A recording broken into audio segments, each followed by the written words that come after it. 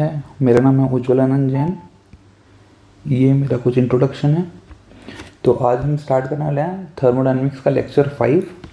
तो लेक्चर 5 में हम आइडियल गैस इक्वेशन और उसके बारे में कुछ डिटेल, सीपी, सीवी और गामा कैसे हम निकालेंगे उसके बारे में कुछ डिटेल, और कुछ मिसलेनियस चीज़ें जो छोटे छोटे टॉपिक्स हैं उसको आज हम कवर करने वाले हैं।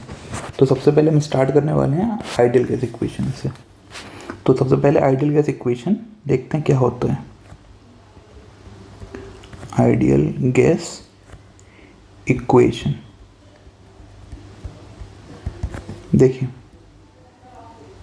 कोई भी गैस जो रियल गैसेस होती हैं वो किसी पर्टिकुलर कंडीशन पे आइडियल गैस जैसे बिहेव कर सकती हैं।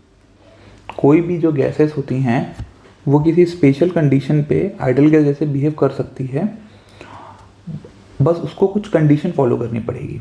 तो सबसे पहले हम आइडियल गैस इक्वेशन क्या है हम वो देख लेते हैं। तो देखिए, एक इक्वेशन आइडियल गैस का PV is equal to mRT, एक इक्वेशन ये है। एक आइडियल गैस का और इक्वेशन भी यूज होता है, वो होता है PV is equal to nR/T। ये दोनों इक्वेशन है। इसमें बस कुछ चेंजेस है, पहले हम वो देख लेते हैं कि यहाँ पे P क्या है, V क्या है, M क्या है, R क्या है, R बार क्या है, T क्या है, ये सब की वैल्यू देख लेते हैं। पहले ये है क्या एक्चुअल में। तो सबसे पहले P होता है प्रेशर, जिसकी आपको यूनिट यहाँ पे पुट करनी है पास्कल में। V है volume,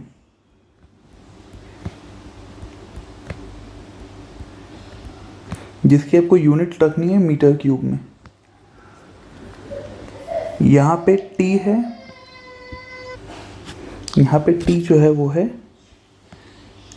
absolute temperature, absolute temperature,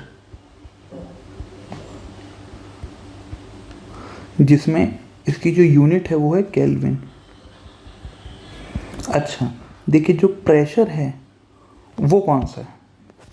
देखिए, प्रेशर तीन तरह से हम जनरली पढ़ते हैं। एक है एब्सोल्यूट प्रेशर, एक है gauge pressure, vacuum pressure, atmospheric pressure. ये प्रेशर कौन सा है तो आपको याद रखना रहेगा, हमेशा इसमें आपको एब्सोल्यूट प्रेशर को ही रखना होगा। ठीक है, एब्सोल्यूट। तो P जो रहेगा वो एब्सोल्यूट प्रेशर है। देखिए, एब्सोल्यूट प्रेशर मतलब क्या होता है, देखिए तो P absolute is equal to P atmospheric plus P gauge. आपको कोई भी अगर प्रेशर दिया हो तो आपको पहले चेक करना है कि कहीं वो गेज प्रेशर तो नहीं बोल रहा है। अगर आप गेज प्रेशर को वैल्यू लगा के कोई भी वैल्यू इस इक्वेशन से निकालेंगे तो वो गलत होगी। आपको प्रेशर हमेशा एब्सोल्यूट में रखना है। अब M है मास, जो कि kg में होगा। जो N है वो आपको रखना होगा, ये है मोल, नंबर ऑफ मोल्स, मोल कितने हैं। जो R है ये है characteristic gas concept, characteristic gas constant. इसकी जो यूनिट होती है वो होती है जूल पर केजी केल्विन या degree centigrade kelvin. Okay, joule per kg kelvin इसकी यूनिट होती है R की। ओके, अब जो यहाँ R बार है ये है universal gas constant, universal gas constant. देखिए, यूनिवर्सल है मतलब इसकी जो यूनिट है या इसकी जो वैल्यू है वो फिक्स होगी। तो जो R बार होता है वो है 8.314 जूल पर मोल केल्विन। देखिए अगर किलो जूल है तो किलो मोल हो जाएगा, ठीक है। अगर ऊपर भी किलो है तो नीचे भी किलो मोल करेंगे तो किलो किलो कैंसिल हो जाएगा। तो दोनों यूनिट हम यूज़ कर सकते हैं, 8.314 किलो जूल पर किलो मोल केल्विन या 8.314 जूल पर मोल केल्विन, दोनों ही सही है। बस दोनों में किलो किलो का ऊपर और नीचे मल्टीप्लिकेशन कर दिया गया।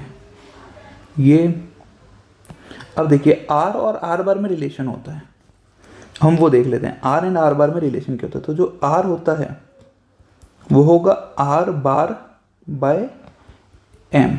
ये एम क्या होता है? Molecular mass. ये एम जो होता है मॉलिक्यूलर मास होता है। अब देखिए अगर आपको किसी का आर निकालना है, कैरेक्टरिस्टिक गैस कांस्टेंट निकालनी है, तो आप सिर्फ उस पर्टिकुलर गैस का मॉलिक्यूलर मास से डिवाइड कर देंगे, मॉलिक्यूलर मास से मॉलिक्यूलर वेट से डिवाइड कर देंगे कैपिटल एम से। तो फॉर एग्जाम्पल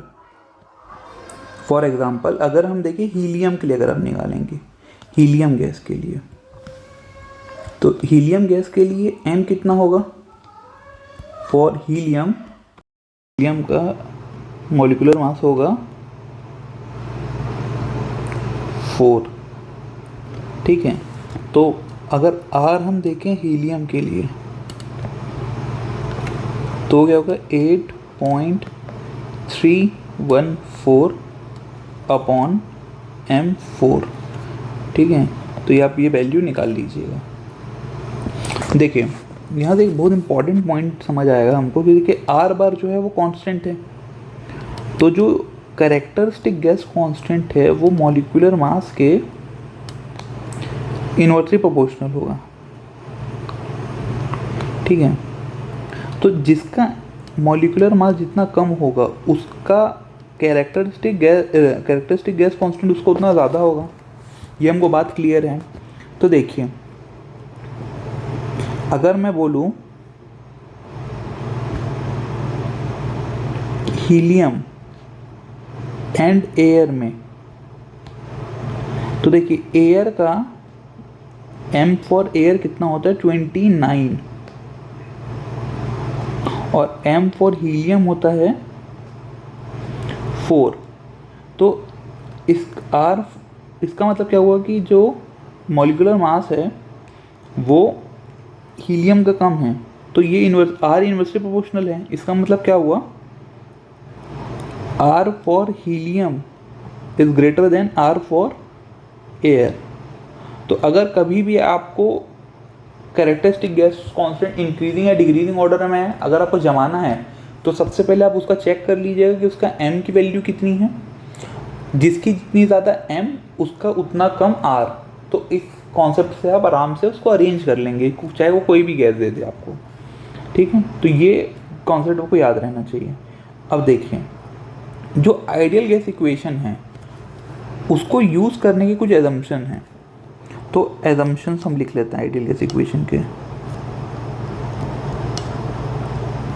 तो पहला जो एजम्पशन है, ठीक है, जो पहला जो एजम्पशन है वो ये है कि inter molecular force of attraction between atom या molecule is negligible,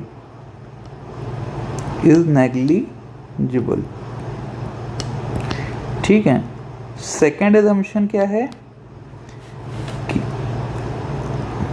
volume occupied by gas is negligible compare to, just a second, हाँ, compare to container volume। अच्छा अब आप इसको थोड़ा समझिए। देखिए अगर ये एक कंटेनर है,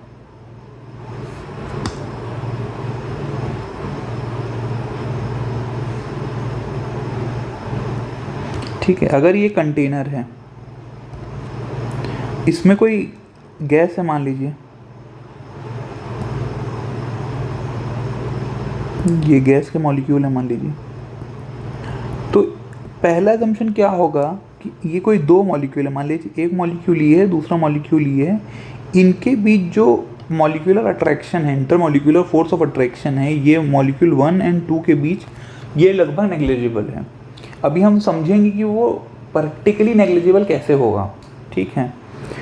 तो देखिए, और दूसरा ये जो मॉलिक्यूल है, जितने भी मॉलिक्यूल हैं, इनका जो वॉल्यूम है इस कंटेनर वॉल्यूम के कंपेयर में बहुत कम होगा।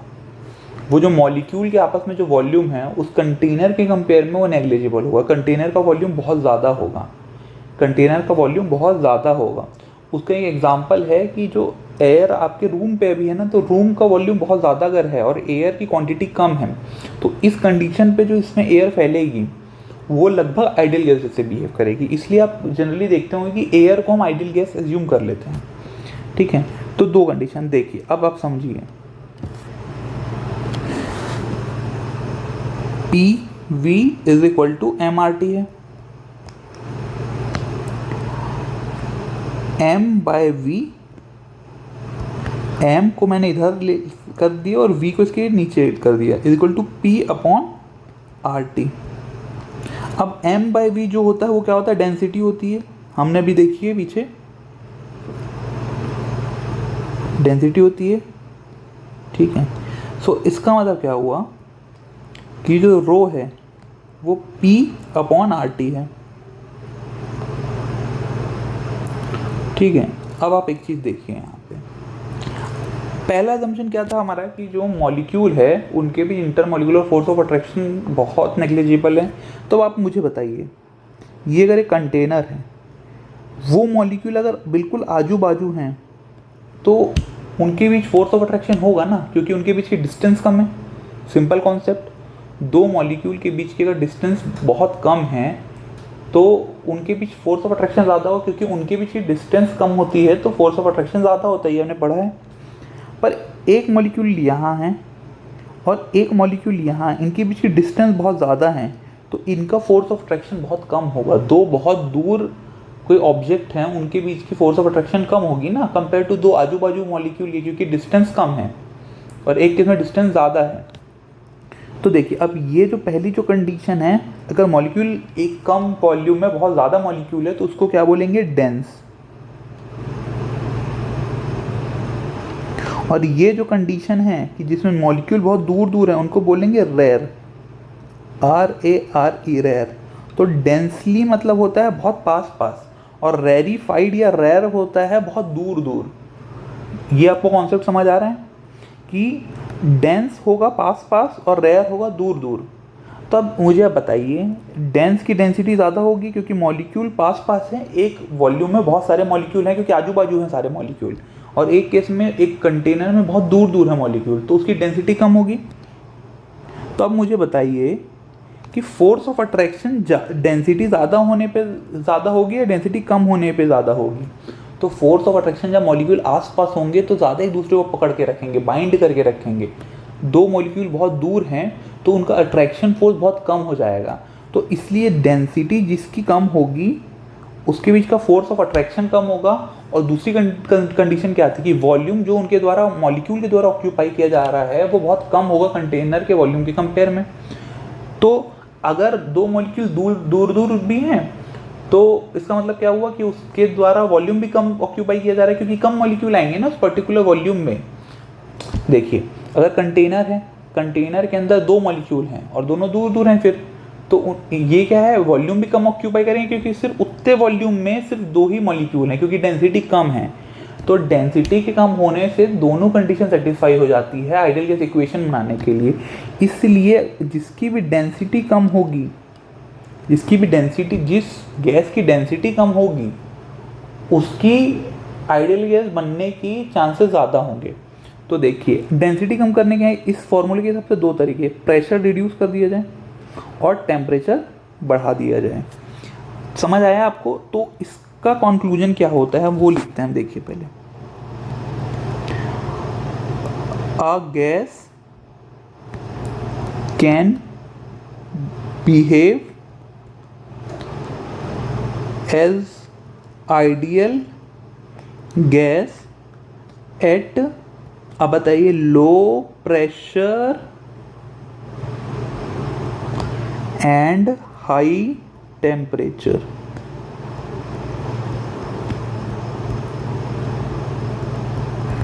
ठीक है, ये बहुत इंपॉर्टेंट पॉइंट है। अच्छा, एक कॉन्सेप्ट मैं आपको और बता देता हूँ। देखिए, अगर ये कंटेनर है एक, ठीक है, इसमें कोई मॉलिक्यूल हैं, तो जो आप प्रेशर बोल रहे हैं ना, प्रेशर एक्चुअली ये मॉलिक्यूल जो इस कंटेनर को स्ट्राइक करेंगे ना, उसके कारण जो प्रेशर एग्जर्ट होगा, हम वो प्रेशर की बात कर रहे हैं। तो अगर ये मॉलिक्यूल का फोर्स ऑफ अट्रैक्शन कम होगा, मतलब ये आराम से मूव कर सकेंगे कंटेनर की तरफ, तो कंटेनर को ज़्यादा ज़ोर से मारेंगे, क्योंकि एक दूसरे को पकड़ के नहीं रखे हैं, ये फ्रीली मूव कर रहे हैं, तो स्ट्राइक आराम से कर लेंगे। पर अगर इनके बीच फोर्स ऑफ अट्रैक्शन इंक्लूड हो गया, अगर हमने फोर्स ऑफ अट्रैक्शन कंसिडर कर लिया, ठीक है, तो वो वैन डर वाल इक्वेशन होता है, वो रियल गैसेस के लिए होता है। मैं वो भी आपको आगे बताऊंगा। वो हम जब रिलेशनशिप्स पढ़ेंगे, रियल गैसेस पढ़ेंगे, तब उसमें वहाँ पे आपको अच्छे से वो समझ आएगा।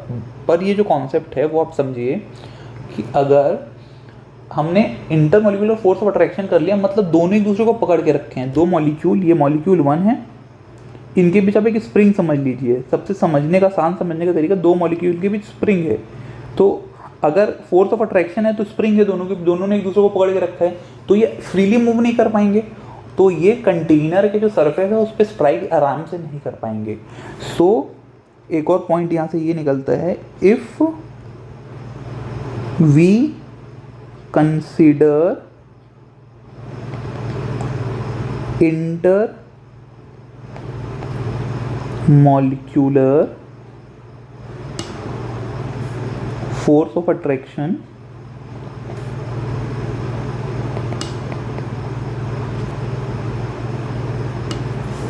then pressure will reduce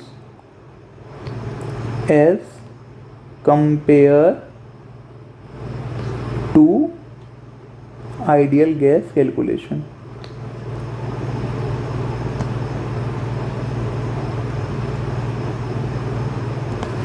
तो जो आप आइडियल गैस से प्रेशर निकालेंगे वो ज़्यादा आएगा, और जो रियल गैस के इक्वेशन से प्रेशर निकालेंगे, अगर आप intermolecular force of attraction consider करेंगे, तो आपका प्रेशर क्या आएगा, कम आएगा। ठीक है, ये बहुत इंपॉर्टेंट पॉइंट है, ये आपको पता होना चाहिए। तो देखिए, आइडियल गैस में हमने पढ़ लिया, ठीक है, आइडियल गैस की इक्वेशन पढ़ लिए, आइडियल गैस में कौन सी चीज़ क्या होती है ये हमने पढ़ लिया। ठीक है, आइडियल गैस की ये दोनों पॉइंट बहुत इंपॉर्टेंट है कि आइडियल गैस कैसे बनाई जाती है, लो प्रेशर हाई टेम्परेचर, और अगर फोर्स ऑफ अट्रैक्शन हम कंसिडर करेंगे तो जो प्रेशर है वो हमको कम मिलेगा compare to ideal gas equation. ठीक है, ये दो पॉइंट आपके क्लियर हो गए। अब देखिए, अब हम निकालते हैं value of gamma for different gases. Value of gamma for different gases,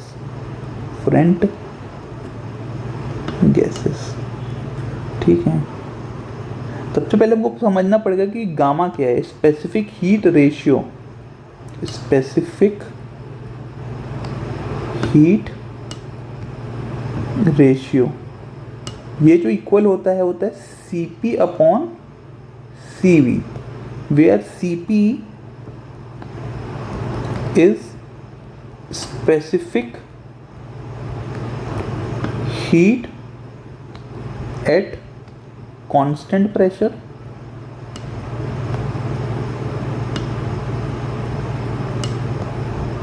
Cv is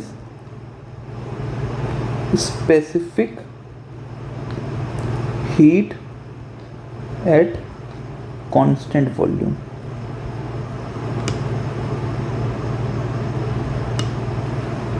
तो देखिए, फॉर एयर, हम लोग एयर के लिए सारी वैल्यू एक बार देख लेते हैं। फॉर एयर,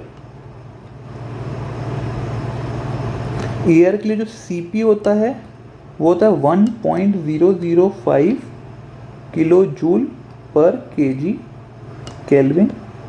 जो CV होता है 0.718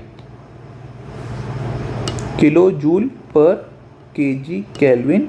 जो R होता है वो होता है CP minus CV, ideal gas के लिए द मीयर्स इक्वेशन,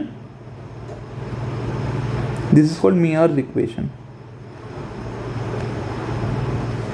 ठीक है, ये होता है 0.287 kilo joule per kg kelvin. इसके लिए जो गामा का आता है वो होता है 1.4। इसके लिए जो M होता है M29। ये आपको पूरा याद होना चाहिए। ये पांचों वैल्यू 5 वैल्यूज़ हैं, 1 2 3 4 एंड 5। ये पांचों वैल्यू आपको याद होनी चाहिए। तो हम गामा की वैल्यू कैसे निकालनी है हम ये देखते हैं। देखिए, अंडर नॉर्मल कंडीशन,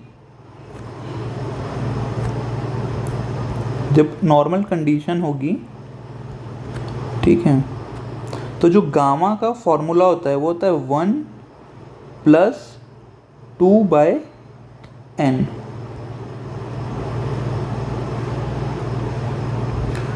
यहाँ पे जो n होता है वो होता है डिग्री ऑफ फ्रीडम। अब ये हम देखेंगे कि n मतलब कैसे एसोसिएट कर रहे हैं, आप n को कैसे कैलकुलेट कर रहे हैं। तो सबसे पहला जो केस है वो है, मान लीजिए mono atomic gases, mono atomic gases. इसके एग्जाम्पल क्या होंगे? Helium, argon and etcetera. समझ गए आप इसके एग्जाम्पल? तो देखिए यहाँ पे मतलब क्या है, देखिए आप एक चीज़ समझिए। मान लीजिए ये एक मॉलिक्यूल है, क्योंकि मोनो एटॉमिक है तो सिर्फ एक मॉलिक्यूल है, ठीक है। तो देखिए जो डिग्री ऑफ फ्रीडम होगी वो कौन सी होगी? पहला, ये ऐसा इस डायरेक्शन पे मूव कर सकता है, ठीक है। दूसरा, वर्टिकली अप एंड डाउन, ठीक है। जो थर्ड डायरेक्शन होगी वो इस स्क्रीन के अंदर और बाहर हो सकता है। ये 3 डिग्री ऑफ फ्रीडम हो गए, जिसको हम बोलेंगे ट्रांसलेशन। इसके 0 डिग्री ऑफ फ्रीडम होंगे रोटेशन के। उसका रीज़न मैं आपको बताता हूँ। देखो, आप ये बोल सकते हैं कि सर ये जो मॉलिक्यूल है ये अपनी एक्सिस पे तो स्पिन करेगा, पर देखिए ये मॉलिक्यूल इतना छोटा है, क्योंकि वो मॉलिक्यूल सिर्फ एक मॉलिक्यूल है, वो इतना छोटा है कि अगर वो स्पिन भी करेगा तो उसका इफेक्ट कोई नहीं होगा, उसका इफेक्ट नेग्लिजिबल होगा स्पिन करने का। वो अगर इधर उधर मूव करेगा तो वो काफ़ी डिस्टेंस ट्रैवल कर जाएगा ट्रांसलेशन में, पर अगर वो स्पिन करेगा अपनी एक्सिस पे तो वो बिल्कुल नेग्लिजिबल जगह लेगा। तो उसके कारण उसका जो रोटेशन है उसका डिग्री ऑफ फ्रीडम 0 है। तो चलिए यहाँ n कितना हो गया? n फॉर मोनो एटॉमिक के लिए 3। तो अब गामा निकाल लेते हैं, 1 + 2/3 डेट इज 1.667। अब सेकेंड कौन सा है? डाई एटॉमिक के लिए हम निकाल लेते हैं।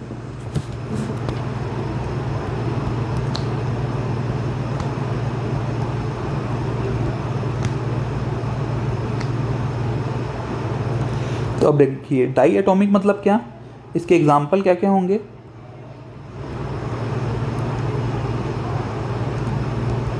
O2, N2, H2 etcetera. इसमें देखिए सारे में दो एटम हैं, 2 एटम। देखिए ऑक्सीजन के 2 एटम, नाइट्रोजन के 2 एटम, हाइड्रोजन के 2 एटम। तो ये मोनो एटॉमिक नहीं है, डाई एटॉमिक बन गया आपका, ठीक है। 2 मॉलिक्यूल्स हैं इसमें, ऐसा समझ लीजिए। तो देखिए अब हम 2 मॉलिक्यूल को ड्रॉ करते हैं। चलिए, एक मॉलिक्यूल ये होगा, ठीक है, एक मॉलिक्यूल ये होगा, डाई एटॉमिक है। तो अब देखिए फिर से ये तीनों जगह ट्रांसलेट कर सकता है, 1 2 एंड 3 ट्रांसलेशन। तो 3 ट्रांसलेशन, 3 डायरेक्शन में ट्रांसलेशन।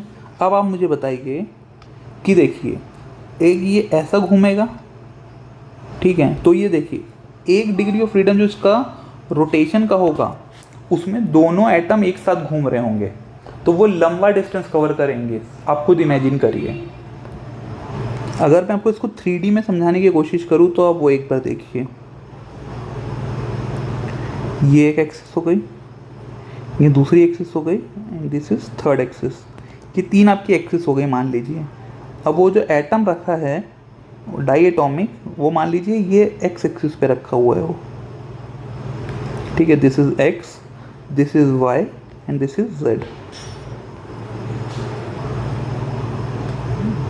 ठीक है। वो इस पे रखा हुआ है, ठीक है। अब देखिए, अगर वो एक्स एक्सिस पे रोटेट कर रहा होगा तो वो देखिए वो जो स्पेस लेगा वो नेग्लेजिबल रहेगा, क्योंकि एक प्रकार से वो दोनों अपनी एक्सिस पे स्पिन कर जा रहे हैं, समझ रहे हैं आप। तो ये पहला डिग्री ऑफ फ्रीडम नेग्लेजिबल होगा, स्पिन में हम देख रहे हैं अभी, रोटेशन पे। दूसरा, ये वाई एक्सिस है तो वो इसके अबाउट रोटेट करेगा, इस वाई एक्सिस के अबाउट, वो ऐसा। तो देखिए अब ये लेंथ आ जा रही है पिक्चर पे, तो ये डिग्री ऑफ फ्रीडम सही है। अब एक वो ये जेड एक्सिस है, ये वाई एक्सिस थी। अब इस जेड एक्सिस के में भी अगर वो रोटेट करेगा वो कुछ इस तरह, ये, तो ये डिग्री ऑफ फ्रीडम भी कैलकुलेट होगी, क्योंकि इसमें भी लेंथ इंक्लूड हो रही है, क्योंकि लेंथ अगर आ गई तो वो ज़्यादा बड़ा हो गया। और अगर सिर्फ दोनों एक एक्सिस से कांस्टेंट एक्सिस पे घूम रहे हैं तो वो डिग्री ऑफ फ्रीडम उसकी नेग्लिजिबल हो गई। तो यहाँ पे 2 डिग्री ऑफ फ्रीडम हुई, इसकी रोटेशन की। तो टोटल जो डिग्री ऑफ फ्रीडम हो गई n इज इक्वल टू 5, ठीक है। तो डाई एटॉमिक के लिए गामा क्या होगा, 1 + 2/5 इज इक्वल टू 1.4। अब जो थर्ड है केस, ट्राई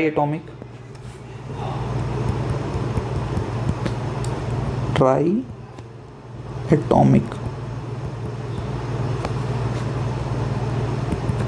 ठीक है। इसका एग्जाम्पल है आई थिंक H2O एटसेट्रा, ये सभी से एग्जाम्पल हैं, या O3 ओजोन, ठीक है। तो ये देखिए इसके लिए अब सिंपली आप समझ जाएंगे, ये एक एटम, ये दूसरा एटम, अब तीसरा एटम, ट्राई एटॉमिक है ना, तो 3 एटम साथ में हैं। अब इसमें 3 ट्रांसलेशन होंगे सेम उसके जैसे, ट्रांसलेशन तो होंगे ही ना, इसमें तीनों रोटेशन होंगे। आप खुद समझिए, जो हम उस केस में एक्स एक्सिस का रोटेशन नेगलेक्ट कर रहे थे ना, तो अब इसमें ये वाला लेंथ जो है ना, ये आ जाएगा। क्या देखिए, इसको मैं एक्स समझूं और इसके अबाउट में अगर रोटेट कर रहा हूँ तो देखिए ये पोर्शन भी रोटेट होगा साथ में, समझिए। तो तीनों डिग्री ऑफ फ्रीडम रोटेशन के भी आ जाएंगे, तो इसमें 6 होगा। तो अब इसके लिए गामा क्या हो जाएगा, 1 + 2/6 दैट इज 1.333। सो एक कंक्लूजन जो आया, gamma for monoatomic is greater than gamma for diatomic is greater than gamma for triatomic। अगर आप इसरो का क्वेश्चन सॉल्व करेंगे ना प्रीवियस ईयर का, तो उसमें क्वेश्चन आया था कि 1.667 गामा किसका होता है, तो उसमें आंसर हीलियम एंड आर्गन था आई थिंक, जितना मुझे अभी याद आ रहा है। पर वो इसरो में क्वेश्चन आया, प्रीवियस ईयर में आपको मिल भी जाएगा, ठीक है। तो यहाँ से वो इसरो का एक क्वेश्चन आया भी था इस टॉपिक से। तो मोनोएटॉमिक, डायटॉमिक, ट्राइएटॉमिक हो गया। अब नेक्स्ट टॉपिक जो है, effect of temperature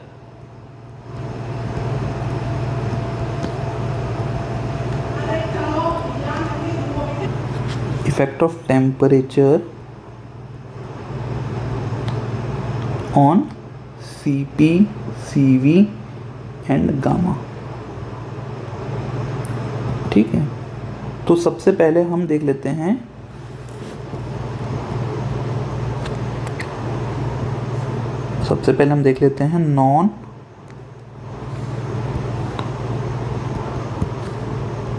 non monoatomic cases.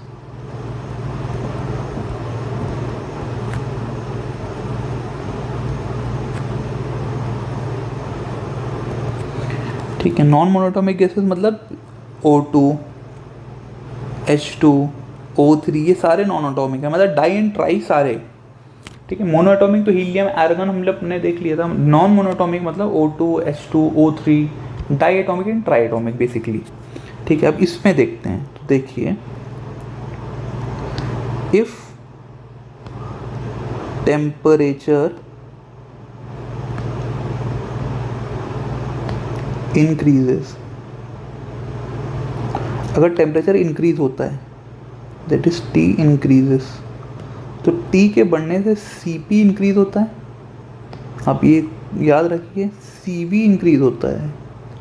अब आपको लगेगा कि Cp और Cv बढ़ रहे हैं तो गामा भी बढ़ेगा, तो ऐसा नहीं है, गामा डिक्रीज होता है। इसमें कोई जादू नहीं है, इसमें बेसिक सा मैथमेटिक्स है, वो देख लीजिए। देखिए, Cp Cv बढ़ ज़रूर रहा है बट इनका जो डिफरेंस है ना वो सेम है। मतलब जो मेयर्स इक्वेशन है,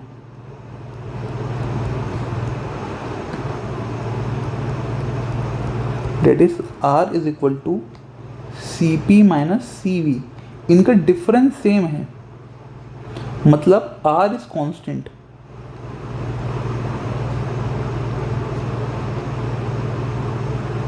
तो फॉर एग्जांपल मैं एक एग्जांपल कंसिडर कर लेता हूँ। चलिए, एग्जांपल आपको सिर्फ समझाने के लिए ऐसा कैसे हो रहा है। तो देखिए, हम मान लीजिए Cp जो है वो 1 है, जो Cv है वो 0.5, तो इसका जो R है वो 0.5 होगा। ठीक है, मतलब अब देखिए, अगर टेम्परेचर बढ़ रहा है, ये फर्स्ट, ये मान लीजिए कंडीशन थी पहली हमारी। अब अगर टेम्परेचर बढ़ा तो मान लीजिए जो Cp हो गया वो हो गया 1.5 एंड जो Cv हुआ, अब आप देखिए इन दोनों का डिफरेंस सेम होना चाहिए 0.5, क्योंकि R कांस्टेंट है टेम्परेचर बढ़ने पे भी।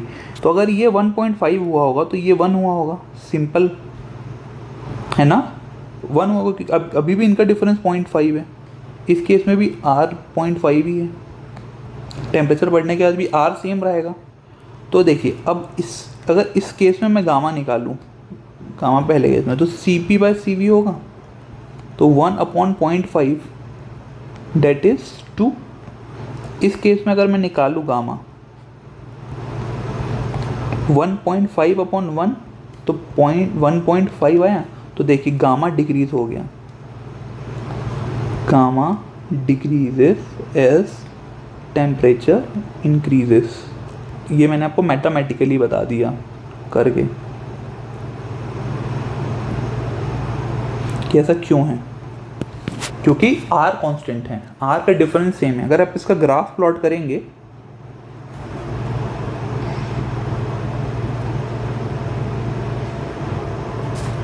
अगर आप इसका ग्राफ प्लॉट करते हैं तो देखिए ये Cp है एंड Cv है और यहाँ पे है टेम्परेचर।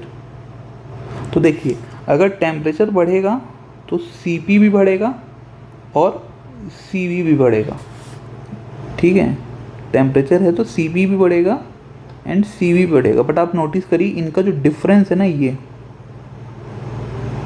यहाँ पे भी R होगा और ये यहाँ पे भी R होगा।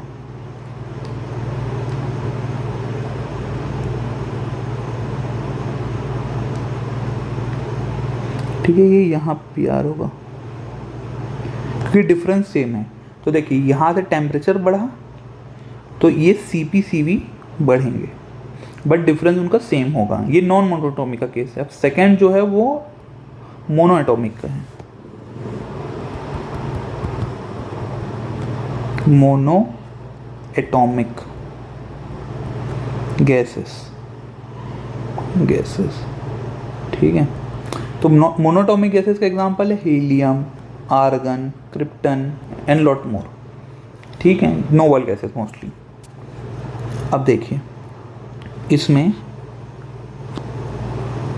There is no effect of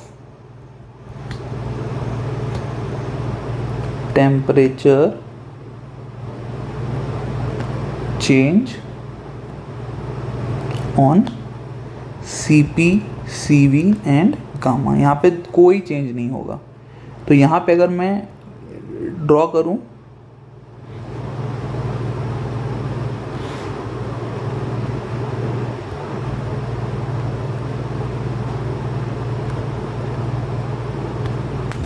ठीक है, अगर मैं यहाँ ड्रॉ करूँ तो देखिए कैसा होगा। अगर ये टेम्परेचर है and this is CP and CV, तो यहाँ कैसा होगा देखिए।